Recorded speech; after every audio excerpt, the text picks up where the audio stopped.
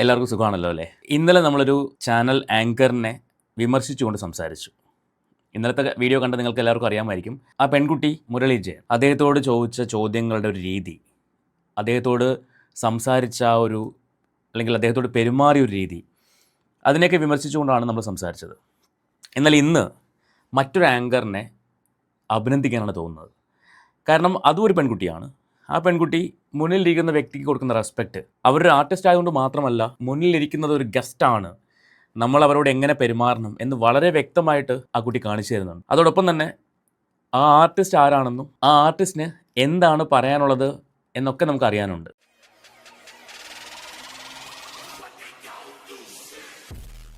വിഷയം big boss തന്നെയാണ്. Big ബോസിൽ അനുമോൾ കപ്പടിച്ചു. കപ്പും കൊണ്ട് അനുമോൾ വീട്ടിൽ പോയി. അനുമോൾ ഇപ്പോൾ ദുബായിലെത്തി. അങ്ങനെയൊക്കെ അനുമോളുടെ യാത്ര പോകുമ്പോഴും പലർക്കും അങ്ങോട്ട് ഉറക്കം കിട്ടുന്നില്ല. പലരുടെയും ഉറക്കം നഷ്ടപ്പെട്ടിട്ട് ദിവസങ്ങളായി. ഓടിച്ചാടി നടക്കുകയാണ് അനുമോൾക്കെതിരെ പറഞ്ഞുകൊണ്ട്. അങ്ങനെ ഇരിക്കുകയാണ് ഇന്ന് രാവിലെ ഒരു ഇൻ്റർവ്യൂ കണ്ടത്. ആ ഇൻ്റർവ്യൂവിൽ അനുമോളെക്കുറിച്ച് പറയുന്ന കുറച്ച് കാര്യങ്ങളുണ്ട്. എനിക്ക് ഒരുപാട് ഇഷ്ടമുള്ള ഒരു ആർട്ടിസ്റ്റാണ് മല്ലിക സുകുമാരൻ. അപ്പോൾ മല്ലിക ആൻറ്റി പറഞ്ഞ കുറച്ച് കാര്യങ്ങളാണ് നമുക്ക് ഇന്ന് കേൾക്കാനുള്ളതും അതേക്കുറിച്ചാണ് നമുക്കിന്ന് സംസാരിക്കാനുള്ളത്. സോ നിങ്ങൾ ആദ്യമായിട്ടാണ് ഈ ചാനൽ കാണുന്നതെങ്കിൽ ഒന്ന് സബ്സ്ക്രൈബ് ചെയ്തോളൂ. അതോടൊപ്പം ആ ബെല്ലൈക്കൺ ഓൾ ഓപ്ഷൻ എനേബിൾ ചെയ്ത് വെച്ച് ആ ഹൈപ്പൊക്കെ ഒന്ന് കൊടുക്കുകയാണെങ്കിൽ ഈ വീഡിയോ കുറച്ചധികം ആളുകളിലേക്ക് എത്തും. നിങ്ങൾ ഇതുവരെ തന്ന സപ്പോർട്ടിന് ഒരുപാട് സ്നേഹം അറിയിക്കുവാണ്. അതോടൊപ്പം നമ്മുടെ ചാനലിൽ 12,000 അംഗങ്ങളുള്ള ഒരു ഫാമിലി ആയിട്ട് മാറിയിരിക്കുകയാണ്. എനിക്കൊരു ആഗ്രഹമുണ്ട്, ആ സിൽവർ പ്ലേ ബട്ടൺ, ആദ്യത്തെ പ്ലേ ബട്ടൺ അതാണല്ലോ, അത് പെട്ടെന്ന് നമ്മുടെ കയ്യിലേക്ക് വരണം എന്നൊരു ആഗ്രഹമുണ്ട്. അപ്പോൾ നിങ്ങൾക്കൊന്ന് മനസ്സ് വെച്ച് കഴിഞ്ഞാൽ അത് പെട്ടെന്ന് നമ്മുടെ കയ്യിലേക്ക് വരും. അപ്പോൾ നമുക്ക് മല്ലികാൻറ്റിക്ക് പറയാനുള്ള കാര്യങ്ങൾ കേൾക്കാം. മല്ലികാൻറ്റി പറയുന്നുണ്ട്, ഞാൻ ബിഗ് ബോസ് അങ്ങനെ എല്ലാ എപ്പിസോഡൊന്നും കണ്ടിട്ടില്ല, പിന്നെ പ്രമോസ് കാണാറുണ്ട്, പറ്റുന്ന പോലെയൊക്കെ എപ്പിസോഡും കണ്ടിട്ടുണ്ട്. നമുക്ക് കേട്ട് നോക്കാം. ശ്രദ്ധിച്ചിട്ടുണ്ട്, അമ്മേനെ പോലെ തന്നെ ഒരുപാട് കഷ്ടപ്പെട്ട് ഇൻഡസ്ട്രിയിൽ ഓടി നടന്ന് പണിയെടുക്കുന്ന ഒരാളാണ് നമ്മുടെ ബിഗ് ബോസിലെ അനുമോൾ ചേച്ചി എന്ന് പറഞ്ഞിട്ട്. അപ്പൊ ചേച്ചി ഇപ്പം ബിഗ് ബോസിൽ കപ്പടിച്ചിരിക്കുകയാണ്. ഫസ്റ്റ് ഓഫ് ഓൾ എനിക്ക് മെഹറിനൊരു കൺഗ്രാറ്റ്സ് പറയുകയാണ്, അല്ലെങ്കിൽ ഒരു എന്താ പറയുക, ഭയങ്കര സന്തോഷം തോന്നുന്നുണ്ട്. ഇങ്ങനെ ഒരുപാട് വേഴ്സ്റ്റ് ആയിട്ടുള്ള ആങ്കേഴ്സിനിടയിൽ ഇതുപോലെ നല്ല നല്ല ആങ്കേഴ്സ് ഉണ്ടല്ലോ എന്ന് കാണുമ്പോൾ അഭിമാനം തോന്നുകയാണ്. നല്ല രസമായിട്ട് മെഹർ ചോദ്യങ്ങൾ ചോദിക്കുന്നുണ്ട്, രസമായിട്ട് സംസാരിക്കുന്നുണ്ട്, കേട്ടിരിക്കാൻ തോന്നും. പക്ഷേ ഇന്നലത്തതാണെങ്കിൽ മോളിത് കാണുന്നുണ്ടോ കേൾക്കുന്നുണ്ടോ എന്ന് എനിക്കറിയില്ല. പക്ഷെ കണ്ടു കഴിഞ്ഞാൽ ചാനലുകാർ പറയുന്നത് മാത്രമല്ല നമ്മൾ ചോദിക്കേണ്ടത്. നമ്മുടെ മനസാക്ഷിക്ക് തോന്നുന്ന, നമ്മുടെ മനസാക്ഷിക്ക് നിരക്കുന്ന കാര്യങ്ങൾ ചോദിക്കുക. അല്ലെങ്കിൽ ചോദിക്കുമ്പോൾ മുന്നിലിരിക്കുന്ന വ്യക്തിക്ക് കൊടുക്കേണ്ട ആ ഒരു ബഹുമാനം കൊടുത്ത് ചോദ്യങ്ങൾ ചോദിക്കുക. കാര്യം ഒരുപാട് ഫ്യൂച്ചറുള്ളൊരു കുട്ടിയാണ്. സോ ശ്രദ്ധിച്ചാൽ കുട്ടിക്ക് നല്ലത്. നമുക്ക് മല്ലികാരിക്ക് പറയാനുള്ളത് കേൾക്കാം. അനുമോളെ ഇട്ടുകൊണ്ട് വറക്കുന്ന കണ്ടേച്ചാൽ എന്നിട്ട് ഇതിൻ്റെ ഇടയ്ക്ക് എന്തോന്നോ ഞാൻ എവിടെയോന്ന് പറഞ്ഞാൽ, നിങ്ങൾ കണ്ടിട്ടുണ്ടോ അനുമോളെ 2.5 വർഷം എൻ്റെ കൂടെ അമ്മായിയമ്മയും പറഞ്ഞു കേട്ടല്ലോ. അതായത് സുരഭിയും സുഹാസിനിയും എന്ന സീരിയലിൽ 2.5 വർഷമാണ് മല്ലികാന്റിയുടെ കൂടെ അനുമോൾ അഭിനയിച്ചത്. ഇപ്പോൾ ഒരു പക്ഷേ ഒരുപാട് പേര്, ഇപ്പോൾ യൂട്യൂബിൽ വീഡിയോ ചെയ്യുന്ന ആൾക്കാരായിക്കോട്ടെ, അല്ലെങ്കിൽ കമന്റ് ചെയ്യുന്ന ആൾക്കാരായിക്കോട്ടെ, അവർക്കാർക്കും അനുമോളെയോ അല്ലെങ്കിൽ ബിഗ് ബോസിൽ മത്സരിച്ച മറ്റ് മത്സരാർത്ഥികളെയോ വ്യക്തിപരമായിട്ട് ചിലപ്പോൾ അറിയുന്നുണ്ടാവില്ല. പക്ഷേ അവർ ബിഗ് ബോസിനകത്ത് കണ്ട കാഴ്ചകൾ വെച്ചിട്ടായിരിക്കും വിലയിരുത്തുന്നത്. ഇതൊന്നുമല്ല ഇവരാരും. പുറത്ത് ഇറങ്ങിയതിനു ശേഷം ആണ് ഇവരുടെയൊക്കെ യഥാർത്ഥ വ്യക്തിത്വങ്ങൾ നമ്മൾ മനസ്സിലാക്കുന്നത്. അതിനകത്ത് എനിക്ക് വളരെ ജെന്യൂനായിട്ട് തോന്നിയ കുറച്ച് ആൾക്കാരെന്ന് പറയുന്നത്, ഒന്ന് അനുമോൾ തന്നെയാണ്. കാരണം ആ കുട്ടി ആരെക്കുറിച്ചും ഒരു രീതിയിലും മോശം എവിടെയും സംസാരിച്ചിട്ടില്ല. 2 എന്ന് പറയുന്നത് ഷാനവാസാണ്. ഷാനവാസും അങ്ങനെ മോശമായിട്ട് സംസാരിക്കുന്നത് ഞാൻ കേട്ടിട്ടില്ല. 3 ജിഷിനാണ്. പിന്നെ ജിഷിൻ പറഞ്ഞ കാര്യങ്ങളെ തെറ്റിദ്ധരിക്കപ്പെട്ടിട്ട് സംസാരിക്കേണ്ടായി. അതിൽ ജിഷിൻ്റെ ഭാഗത്തും സംസാരിച്ച കാര്യങ്ങളിൽ കുറച്ച് ഉദ്ദേശിച്ചതല്ല പുറത്ത് വന്നതെന്ന് ഞാൻ ചിന്തിക്കുന്നു. അത് ആ PR-ന്റെ വിഷയം തന്നെയാണ്. അനുമോളെക്കുറിച്ചല്ല ജിഷിൻ ഉദ്ദേശിച്ചതെന്ന് ജിഷിൻ പിന്നെ പറയുന്നുണ്ട്. പക്ഷെ അത് അവിടെ തന്നെ പറഞ്ഞിരുന്നെങ്കിൽ ഒരു പക്ഷേ ആ തെറ്റിദ്ധാരണ ഉണ്ടാവില്ലായിരുന്നു എന്ന് ഞാൻ വിചാരിക്കുകയാണ്. പറയാമായിരുന്നു, ഞാൻ അനുമോളെക്കുറിച്ചല്ല പറയുന്നത്. കാരണം PR എന്ന് പറയുമ്പോൾ എല്ലാവരും അനുമോളുടെ പേരെ മനസ്സിലേക്ക് വരത്തുള്ളൂ, എല്ലാവരുടെ മനസ്സിൽ അനുമോളുടെ പേരെ വരുള്ളൂ. അപ്പോൾ ജിഷിൻ പറഞ്ഞത് അങ്ങനെ വ്യാഖ്യാനിക്കപ്പെട്ടു എന്നാണ് ഞാൻ ചിന്തിക്കുന്നത്. അപ്പോൾ ജിഷിൻ മറ്റൊരാളാണ്. അതുപോലെ അഭിലാഷ്, ഒനീൽ, ഇപ്പോൾ ആദില നൂറയാണെങ്കിൽ പോലും അവർ ആരെക്കുറിച്ചും അങ്ങനെ മോശമായിട്ട് സംസാരിച്ച് ഞാൻ കേട്ടിട്ടില്ല. ഇങ്ങനെ വളരെ കുറച്ച് പേര് മാത്രമാണ് പുറത്തിറങ്ങിയിട്ട് മറ്റുള്ളവരെ കുറിച്ച് കുറ്റം പറയാതെ മുന്നോട്ട് അവരുടെ പ്രൊഫഷനും അല്ലെങ്കിൽ അവരുടെ കാര്യങ്ങളായിട്ട് മുന്നോട്ട് പോകുന്ന വളരെ കുറച്ച് പേരെ മാത്രമേ കണ്ടിട്ടുള്ളൂ. അതുപോലെ തന്നെ അനീഷും അങ്ങനെ ആരെക്കുറിച്ചും ഒന്ന് പറഞ്ഞ് ഞാൻ കേട്ടില്ല. അനീഷ് ആരോടും ഒന്നും മിണ്ടുന്നില്ല. മീഡിയ വരുമ്പോൾ അനീഷ് മിണ്ടാണ്ട് നിൽക്കുകയാണ്. മീഡിയയുടെ മുന്നിൽ അനീഷ് മൗനമാണ്. അനീഷിൻ്റെ പ്രോജക്റ്റുകൾ, ഇപ്പം ആഡുകളായിക്കോട്ടെ അല്ലെങ്കിൽ മറ്റ് പ്രൊമോഷൻസ് ആയിക്കോട്ടെ, അതൊക്കെ ചെയ്ത് അനീഷ് മുന്നോട്ട് പോവാണ്. പക്ഷേ മീഡിയയുടെ മുന്നിൽ അനീഷ് ഒന്നും മിണ്ടുന്നില്ല. സോ അതുകൊണ്ട് അനീഷ് ആരോടും ആരെക്കുറിച്ചും ഒന്നും പറയുന്നില്ല. കൂടെ വർക്ക് ചെയ്തവർക്ക് മാത്രമേ, ഇതിപ്പോൾ ആരാണെങ്കിലും ആരുടെ കാര്യമാണെങ്കിലും ഒരുമിച്ച് വർക്ക് ചെയ്തവർക്ക് മാത്രമേ അറിയാൻ പറ്റുള്ളൂ ഇവരെങ്ങനെയാണ്, ഇത് തന്നെയാണോ ഇവർ ഹൗസിൽ കാണിച്ചത് എന്ന് അറിയാൻ പറ്റുള്ളൂ. അപ്പോൾ ആ കാര്യങ്ങളാണ് മല്ലികാന്റി പറയുന്നത്. അപ്പോൾ അതിൻ്റെ അർത്ഥം എന്താ വെച്ചാൽ ഈ ലോകത്തൊന്നും അല്ല ചോദിച്ച പെണ്ണ് ജീവിക്കുന്ന എന്നുള്ളതാണ് അതിൻ്റെ ഏറ്റവും വലിയ സത്യം. പെണ്ണോ ആണോ എനിക്ക് ഓർമ്മയില്ല, ആരോ പറഞ്ഞു. അപ്പോൾ ഈ പറഞ്ഞതുപോലെ ഈ അനുമോളെന്ന് പറഞ്ഞ വ്യക്തിക്കുള്ള ഒരു കുഴപ്പം ആ പ്രായത്തിൻ്റെ ഒരു തുള്ളൽ അത് ഞാൻ പറയട്ടെ അതുണ്ടാവും.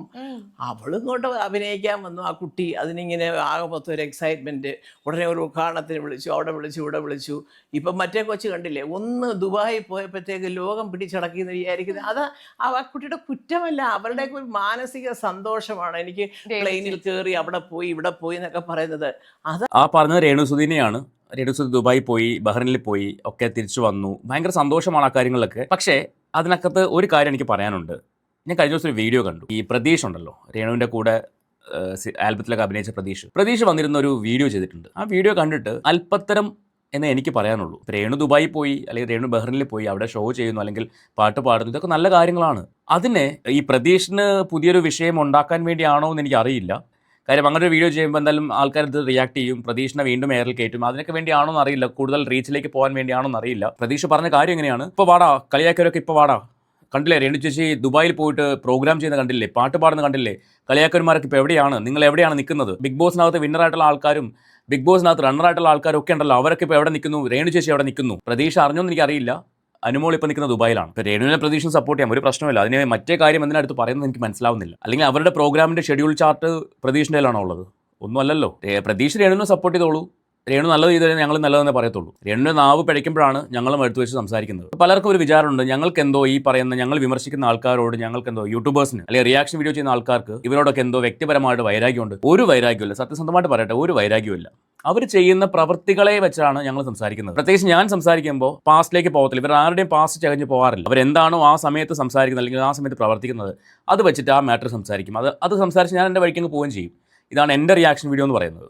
ഇന്ന് വരെയും ഒരാളെക്കുറിച്ചും അവരുടെ പാസ്റ്റ് ലൈഫ് ചകഞ്ഞു പോവുകയോ അല്ലെങ്കിൽ അവിടെ പോയിട്ട് നിങ്ങൾ പണ്ട് അങ്ങനെ അല്ലായിരുന്നോ, ഇന്ന് ഇങ്ങനെയാണല്ലോ എന്ന് പറഞ്ഞ് അങ്ങനെ സംസാരിക്കുകയോ അവരുടെ അച്ഛനമ്മമാരുടെ കാര്യങ്ങൾ എടുത്ത് ഇടുകയോ ഒന്നും ചെയ്യാറില്ല. എനിക്ക് വ്യക്തിപരമായിട്ട് എൻ്റെ മനസാക്ഷി തൊട്ട് എനിക്ക് പറയാൻ പറ്റും. അവരെന്താണോ ചെയ്തത്, എന്താണോ പറഞ്ഞത്, ആ വിഷയം മാത്രമേ ഞാൻ എടുത്തു വെച്ച് സംസാരിക്കാറുള്ളൂ. ഓക്കെ, അപ്പോൾ ഞാൻ ഇതൊന്ന് സൂചിപ്പിച്ചെന്നുള്ളൂ. പ്രതീക്ഷ അത് ചെയ്തത് ഒരു അല്പത്തരമായിട്ട് എനിക്ക് തോന്നി, അത് ഞാനൊന്ന് പറഞ്ഞെന്ന് മാത്രമേ ഉള്ളൂ. ബാക്കി നോക്കാം. അവർ ചെയ്തോട്ടെ. പക്ഷെ ഞാൻ പറയുന്നത്, ഒരു കുട്ടിക്ക് ഒരു അത്ര വിവരമില്ലാത്തവരൊന്നും അല്ലല്ലോ ബിഗ് ബോസിൽ ഇരിക്കുന്നത്, അല്ലേ?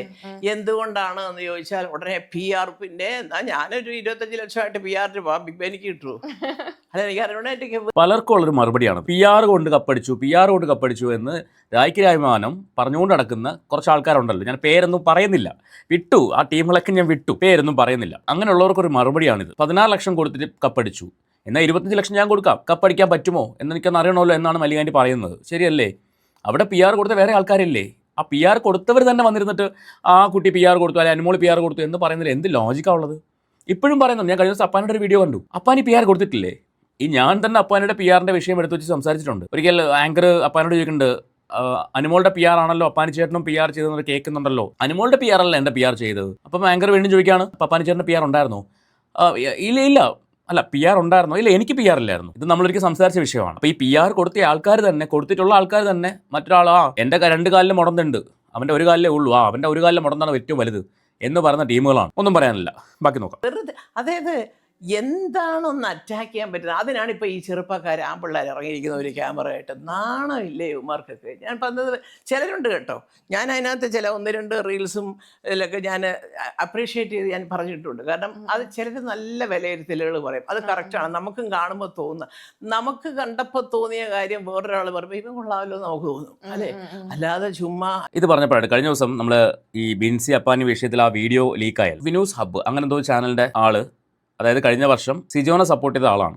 ഇയാൾ വന്നിട്ട് ഭയങ്കര നന്മമരം കളിക്കുന്നുണ്ടായിരുന്നു. ഇയാളും കൂടെ പോയിട്ട് ഇയാളുടെ കൂടെ ഒരു 10-15 പേരും കൂടെ ചേർന്നിട്ടാണ് ആ വീഡിയോ ഷൂട്ട് ചെയ്യുന്നത്. എൻ്റെ കയ്യിലെ വീഡിയോ ഉണ്ട്, ഞാൻ സ്പ്രെഡ് ചെയ്തിട്ടില്ല എന്ന് പറഞ്ഞ് വലിയ വീരവാദം പറയുന്നുണ്ട്. അല്പമെങ്കിലും നാണമുണ്ടായിരുന്നെങ്കിൽ അത് ഷൂട്ട് ചെയ്യുന്ന സമയത്ത് പറയുമായിരുന്നു, നിങ്ങളത് ചെയ്യേണ്ട, അത് വിട്ടേക്ക് എന്ന് പറയുമായിരുന്നു. അല്ലാണ്ട് വീഡിയോ എടുത്തു വെച്ചിട്ട് ഇത് പുറത്ത് വിടല്ലേ എന്ന് പറയുന്നതിൽ വലിയ അന്തസ്സൊന്നുമില്ല. വിനിച്ചേട്ടാ കേൾക്കാൻ വേണ്ടി പറയുന്നത്, കേൾക്കുമെന്ന് എനിക്കറിയില്ല. ബാക്കി നോക്കാം. അനുമോൾ ഇങ്ങനെ, മറ്റവൾ ഇങ്ങനെ ഒന്നുമല്ല. അനുമോൾ ഞാൻ കണ്ട കാലം മുതൽ ഒരു ഉദ്ഘാടനത്തിന് പോലെ എവിടെ പോലും ഒക്കെ ഏറ്റവും പ്രധാനപ്പെട്ട വ്യക്തികൾ അവളുടെ സഹോദരി കുഞ്ഞ്, സഹോദരിയുടെ ഭർത്താവ്, അച്ഛൻ, അമ്മ, വലിയ രീതിയിലൊരു കുടുംബത്തിലെ ആ ബന്ധങ്ങളൊക്കെ കൊണ്ടുപോകുന്ന ഒരു വ്യക്തിയാണ് അനു. അനുവിൻ്റെ അച്ഛൻ അങ്ങനെ വലിയൊരു ആരോഗ്യപരമായിട്ട് കുറച്ച് പ്രശ്നങ്ങളുള്ള ഒരു മനുഷ്യൻ. ഇതൊക്കെ ഞാനിപ്പം ബിഗ് ബോസ് അല്ല, അതിനും ഒരു 1.5 കൊല്ലം മുമ്പേ ഞാൻ അറിഞ്ഞിട്ടുള്ള കാര്യമാണ്. അന്നും ഞാൻ വിളിച്ചിരുത്തി, എനിക്കൊരു മുറി ഉണ്ട് അവിടെ ഷൂട്ടിംഗ് സ്ഥലത്ത്, ഞാൻ എന്തെങ്കിലുമൊക്കെ പറയുമ്പോൾ ഉപദേശിപ്പോൾ കണ്ണൊക്കെ നിറഞ്ഞ് കരഞ്ഞു. അപ്പോൾ ഞാൻ കരയാൻ വേണ്ടി പറഞ്ഞല്ല മോളെ, അത്രയും എല്ലാത്തിനും പെട്ടെന്ന് കുറച്ച് നമുക്ക് ഒരു ധൈര്യം, ഒരു മാനസിക ധൈര്യം നമ്മൾ ഉണ്ടാക്കിയെടുക്കണം. കരച്ചിൽ ചില ആൾക്കാരുടെ വീക്ക്നെസ് ആണ്. പണ്ട് ഞാനും അങ്ങനെയായിരുന്നു. ഇപ്പം നമ്മൾ ആണുങ്ങൾ കരയാറില്ല എന്നൊക്കെ പറയും, പക്ഷെ എനിക്ക് പെട്ടെന്ന് സങ്കടം വരുമായിരുന്നു.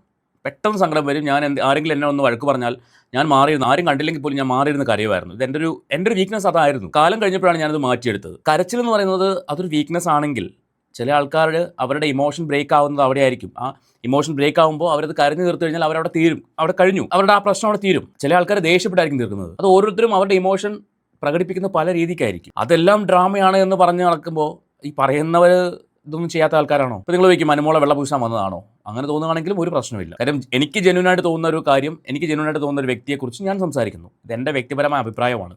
നിങ്ങൾക്ക് സ്വീകരിക്കാം, നിങ്ങൾക്ക് തള്ളിക്കളയാം. എന്നെ ബാധിക്കുന്ന വിഷയമേ അല്ല. ബാക്കി ഈ സമൂഹം എല്ലാവരും നല്ല കൊച്ച് എന്ന് പറഞ്ഞിട്ട് ഒരാൾക്ക് ജീവിക്കാൻ പറ്റുമോ? ഇല്ല. എല്ലാവരുടെ ഇതും നല്ല സർട്ടിഫിക്കറ്റ് കിട്ടത്തില്ല. കാരണം അത് മനുഷ്യൻ്റെ സ്വഭാവമാണത്. ഒരു കൊച്ച് ജീവിച്ചു എന്നാൽ അതേസമയം വേറെത്തിയെ പറഞ്ഞിട്ട് പാവം കഷ്ടപ്പെട്ടത് കുട്ടികൾക്ക് വേണ്ടി ജീവിക്കുകയാണ്, ജീവിച്ചോട്ടെ, എന്താ അത് തന്നെയല്ലേ അനുമോളും. അനുമോളോട് എന്താ അപ്പം ഇച്ചിരി തൊഴിലെത്തോണ്ടുള്ള ദേഷ്യമാണ്. എനിക്കറിയത്തില്ല.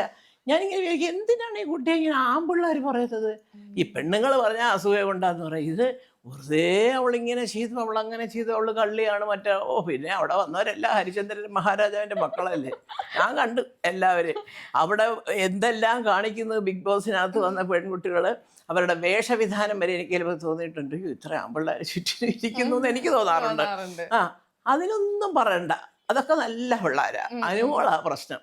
അപ്പൊ അതൊക്കെ ചുമ്മാ, അതൊക്കെ വെറുതെ വ്യക്തിപരം. കൊച്ചൊരു പാവം കൊച്ച, അത് അതിന്റെ കുടുംബത്തിന് വേണ്ടി കിടന്നു. അതിലൊറ്റ കാരണമേ ഉള്ളൂ. ഇപ്പോൾ അനുമോള പ്രശ്നം എന്ന് പറയാനുള്ള ഒരു കാരണം ഞാൻ മനസ്സിലാക്കി, എനിക്ക് തോന്നിയൊരു കാര്യം എന്ന് പറയുന്നത്, അനുമോള് ഒരു നാട്ടിൻപുറത്തുകാരിയാണ്. നാട്ടിൻപുറത്തുകാരി എന്ന് പറഞ്ഞു കഴിഞ്ഞാൽ വളരെ സാധാരണക്കാരായിട്ട് വന്നൊരു വ്യക്തിയാണ്. അനുമോള് എത്ര മോഡേൺ ഡ്രസ് ഇട്ടാലും അനുമോളുടെ ഉള്ളിൽ ആ നാട്ടിൻപുറത്തുകാരി തന്നെയാണ് ഉള്ളത്. അതുകൊണ്ട് തന്നെ ഞാൻ എൻ്റെ പല വീഡിയോയിലും പറഞ്ഞിട്ടുണ്ട്, ഒരു നാട്ടിൻപുറത്തുകാരിക്കുള്ള എല്ലാ ഇമോഷൻസും, എല്ലാ നന്മ തിന്മകളും അനുമോൾക്കുണ്ട്. അതെല്ലാം അവിടെ പ്രകടിപ്പിച്ചു എന്നുള്ളതാണ് സത്യം. അനുമോളുടെ ഭാഗത്ത് കുറേ മിസ്റ്റേക്കുകൾ പുറത്ത് വന്നിട്ടുണ്ട്. ഇതെല്ലാം അവിടെ സംഭവിച്ചിട്ടുണ്ട്. അപ്പോൾ ഒരു ഷോയ്ക്ക് വേണ്ട കോണ്ടന്റുകൾ വളരെ കൃത്യമായിട്ട് അനുമോൾ അവിടെ കൊടുത്തിട്ടുണ്ട്. അത് negative or positive what ever, ആ ഷോയ്ക്ക് വേണ്ട എലമെന്റ്സ് എല്ലാം അനുമോൾ കൊടുത്തിട്ടുണ്ട്. പല ആൾക്കാരും അവിടെ വെറും വാഴകളായിട്ട് നിന്നപ്പോൾ അനുമോൾ അവിടെ ഫുൾ നിറഞ്ഞാടുകയായിരുന്നു.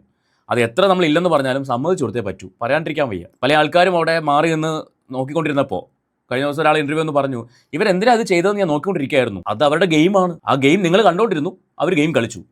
നിങ്ങൾ 2 ആഴ്ച കഴിഞ്ഞപ്പോൾ പുറത്ത് പോയി, അവർ കണ്ടിന്യൂസ് ആയിട്ട് നിന്നു. 100 ദിവസം കഴിഞ്ഞ് കപ്പ് അടിച്ച് വീട്ടിൽ പോയി. അതിന് പിന്നെ വന്നിരുന്നത് കരഞ്ഞിട്ട് കാര്യമില്ലല്ലോ, PR ആണ് ജയിപ്പിച്ചെന്ന് പറഞ്ഞിട്ട് യാതൊരു കാര്യമില്ല. അവർ കളിച്ചു, അവർ ജയിച്ചു, അത്രേ ഉള്ളൂ. അത് നിങ്ങൾക്ക് അക്സെപ്റ്റ് ചെയ്യാൻ പറ്റുന്നില്ല, അതാരുടെ മിസ്റ്റേക്കാണ്. നിങ്ങൾ പറയുന്നു ജനങ്ങൾ അക്സെപ്റ്റ് ചെയ്യുന്നില്ല. കൂടെ മത്സരിച്ചവർ ആദ്യം അക്സെപ്റ്റ് ചെയ്യൂ. അവനവൻ പരാജയപ്പെട്ടു പോയി, അല്ലെങ്കിൽ നമ്മൾ അവിടുന്ന് വിട്ടുപോയി എന്ന് സ്വയം അക്സെപ്റ്റ് ചെയ്യൂ. എന്നിട്ട് നാട്ടുകാരെ അക്സെപ്റ്റ് ചെയ്യിപ്പിക്കാൻ വേണ്ടി ഇറങ്ങുന്നതാണ് നല്ലത്. ബാക്കി കഷ്ടപ്പെടുന്നു. ഒരു ഉദ്ഘാടനത്തിന് പോയാലും ഞാൻ കൊണ്ടുപോയി ദോഹയില്, ഞാൻ പറഞ്ഞിട്ട് ഒരു ഫംഗ്ഷൻ, ആ കുട്ടി സത്യം പറയാ, നീ ചെല്ല് എന്ന് പറഞ്ഞപ്പോൾ അത് അങ്ങനെ വലിയ കാശൊന്നും ചോദിക്കുന്ന കൊച്ചല്ല. അതിന് കൂടെ പോകാനായിട്ട് ആരെങ്കിലും അമ്മയോ സഹോദരിയോ അച്ഛനോ അല്ലെങ്കിൽ ഒന്നും ഇല്ലെങ്കിൽ അതിൻ്റെ കൂടെ ആരെങ്കിലും കാണും. ഒരു കൂട്ട് വേണമല്ലോ ഒരു കുട്ടി പോകും. സാമാന്യമായ രീതിയിൽ എന്തെങ്കിലും ഒന്ന് കൊടുക്കും. അതൊക്കെ ഇങ്ങനെയൊക്കെയാണ് അതിൻ്റെ ജീവിതം. അത് തിരിച്ചു വന്നാൽ ഉടനെ വരുമ്പോഴോ അവളെക്കാട്ടിൽ അവളെ സാധനങ്ങൾ കൊണ്ടുവന്ന് അവിടെ ചേച്ചിയുടെ കുഞ്ഞിനും ഒക്കെ. ഇതൊക്കെ ഞങ്ങൾ കണ്ടിട്ടുള്ള കാര്യങ്ങളാണ്. എന്തിനാ ഞാൻ എന്നോട് പറയുന്നത്? എനിക്ക് എൻ്റെ ആവശ്യമില്ല. എനിക്ക് ഖത്തറിൽ കുറച്ച് കാര്യങ്ങളൊക്കെ ഉണ്ടായിരുന്ന സമയം ഒറ്റ കാര്യം ചിന്തിച്ചാൽ മതി. ബിഗ് ബോസ് ഷോ കഴിഞ്ഞ 2ാമത്തെ ദിവസം അനുമോള് ഇനാഗുറേഷൻസ് ആയിട്ട് അനുമോൾ എൻഗേജ് ആയി കഴിഞ്ഞു. ഒരു ദിവസം പോലും ഒരു പക്ഷേ റെസ്റ്റ് കിട്ടാത്ത ലെവലിൽ ഇനാഗുറേഷൻസ് ഉണ്ട്. ഇപ്പോൾ ദുബായിലും എത്തിയിട്ടുണ്ട്. അനുമോളെ പോലെ തന്നെ പല ആൾക്കാരും. എന്നാൽ ചില ആൾക്കാർ ഇപ്പോഴും അനുമോളുടെ കുറ്റവും പറഞ്ഞ് നടക്കുന്നു. അത്രേ ഉള്ളൂ വ്യത്യാസം. അപ്പോൾ അനുമോൾക്ക് എത്രമാത്രം കാശിന് ആവശ്യമുണ്ടെന്ന് നിങ്ങൾ മനസ്സിലാക്കുക. ഇല്ലെങ്കിൽ ആ കുട്ടിക്ക് 1 ആഴ്ച 2 ആഴ്ച ലീവ് റെസ്റ്റ് എടുത്തിട്ട് പോയാൽ പോരായിരുന്നു. ഉടനെ ഞാൻ ഇറങ്ങുന്നില്ല, എനിക്ക് 2 ആഴ്ച റെസ്റ്റ് വേണം, ഇത്രയും ടയർഡാണ്, 100 ദിവസം ആ ഒരു ഹൗസിനകത്ത് നിന്നിട്ട് ഞാൻ മെന്റലി ആൻഡ് ഫിസിക്കലി ടയർഡാണ്, അതുകൊണ്ട് ഞാൻ 2 ആഴ്ച അല്ലെങ്കിൽ 1 മാസം കഴിഞ്ഞ് ഞാൻ പുറത്തേക്ക് ഇറങ്ങുന്നുള്ളൂ എന്ന് പറഞ്ഞ് വീട്ടിലിരിക്കാമല്ലോ. ശരിയല്ലേ? എന്തുകൊണ്ട് ആ കുട്ടി ഇരിക്കുന്നില്ല? ഇതൊക്കെയാണ് നമ്മൾ മനസ്സിലാക്കേണ്ടത്. എത്രമാത്രം അവൾക്ക് കാശിന് അത്യാവശ്യമുണ്ട് എന്ന് നമ്മൾ മനസ്സിലാക്കേണ്ടത് അവിടെയാണ്. പിന്നെയും പുറകെ നടന്ന് വേട്ടയാടുന്നവരോട് ഒന്നും പറയാനില്ല. എനിവേ, അപ്പോൾ ഇത്രയും കാര്യങ്ങളാണ് മല്ലികാന്റി അനുമോളെ കുറിച്ച് ഇതിനകത്ത് മെയിനായിട്ട് പറയുന്നത്. സോ ഇനി നാളെ മല്ലികാൻറ്റി അനുമോളുടെ PR ആണെന്ന് പറഞ്ഞ് ആരെങ്കിലും വരുമെന്ന് എനിക്കറിയില്ല, അല്ലെങ്കിൽ അനുമോൾ കാശ് കൊടുത്ത് പറയിപ്പിക്കുന്നതാണോ എന്ന് ചോദിച്ചിട്ട് ആരും വരുമെന്ന് എനിക്കറിയില്ല. എന്തായാലും നിങ്ങളുടെ അഭിപ്രായം, ഇപ്പോൾ ബിഗ് ബോസിന്റെ കാര്യമാണ്, എല്ലാവർക്കും പ്രത്യേകിച്ച് അഭിപ്രായങ്ങളൊന്നുമില്ല, കാരണം ഓൾമോസ്റ്റ് പറഞ്ഞു കഴിഞ്ഞ കാര്യങ്ങളാണ്. ഞാൻ ഈ ഒരു ഇന്റർവ്യൂ കണ്ടപ്പോൾ പ്രത്യേകിച്ച് ഞാൻ മെഹറിനെ ഒന്ന് അപ്രീഷിയേറ്റ് ചെയ്യാൻ വേണ്ടിയാണ് ഈ ഒരു വീഡിയോ ചെയ്തത്. കാരണം മെഹറിന്റെ ആ ഒരു ചോദ്യം ചെയ്യുന്ന രീതി, മറ്റൊരുപാട് കാര്യങ്ങൾ ചോദിക്കുന്നുണ്ട്, ഈ ഒരു മാറ്റർ മാത്രമേ ഞാൻ എടുത്തുന്നുള്ളൂ. ഒരുപാട് കാര്യങ്ങൾ ഇതിനകത്ത് ചോദിക്കുന്നുണ്ട്. ആ ചോദിക്കുന്ന രീതി വളരെ തന്മയത്തോടുകൂടി ഭയങ്കര രസമുണ്ട് കണ്ടിരിക്കുക. സോ നിങ്ങൾ ആ ഇന്റർവ്യൂ പറ്റുവാണെങ്കിൽ ഒന്ന് കണ്ടേക്കൂ. നമുക്ക് മറ്റൊരു വീഡിയോയുമായിട്ട് വീണ്ടും കാണാം.